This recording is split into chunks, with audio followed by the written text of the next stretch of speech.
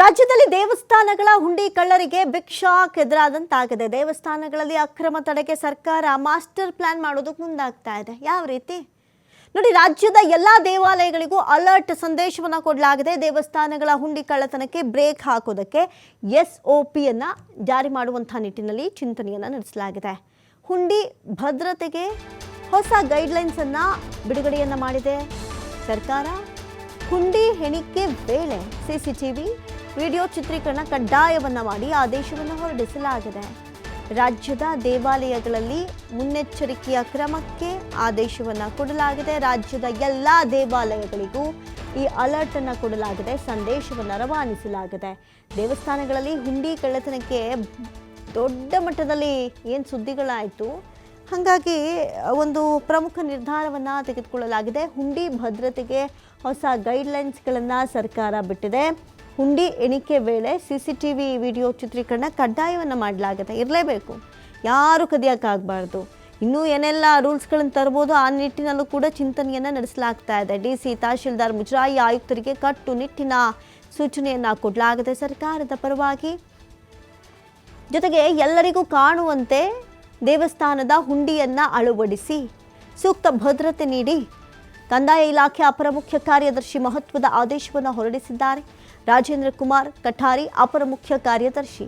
ಇತ್ತೀಚಿನ ದಿನಗಳಲ್ಲಿ ನೀವು ಗಮನಿಸೋದಾದರೆ, ಅದರಲ್ಲೂ ಪ್ರಮುಖವಾಗಿ ಹೇಳಬೇಕು ಅಂದರೆ, ಅಯೋಧ್ಯೆಯಲ್ಲಿ ನಡೆದಂತಹ ದೇವರ ಹುಂಡಿ ದೇಣಿಗೆ ಕಳ್ಳತನ ವಿಚಾರ ನಿಜಕ್ಕೂ ನಾಚಿಕೆಗೇಡಿನ ವಿಚಾರ.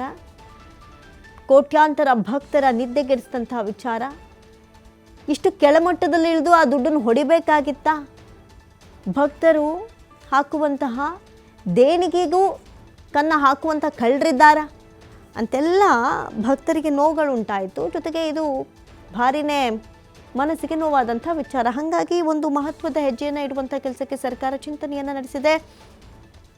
ದೇವಸ್ಥಾನದ, ಅದರಲ್ಲೂ ರಾಜ್ಯದ ಎಲ್ಲ ದೇವಸ್ಥಾನದ ಮುಜರಾಯಿ ಇಲಾಖೆಗೆ ಒಳಪಡುವಂತಹ ದೇವಸ್ಥಾನಗಳ ಹುಂಡಿ ಎಣಿಕೆ ಕಾರ್ಯ ನಡಿಬೇಕಾದರೆ CCTV ಹಾಗೂ ಚಿತ್ರೀಕರಣ ಕಡ್ಡಾಯವಾಗಿರಬೇಕು ಎನ್ನುವಂಥ ನಿಟ್ಟಿನಲ್ಲಿ ಮಹತ್ವದ ಆದೇಶವನ್ನು ಕೊಡಲಾಗಿದೆ.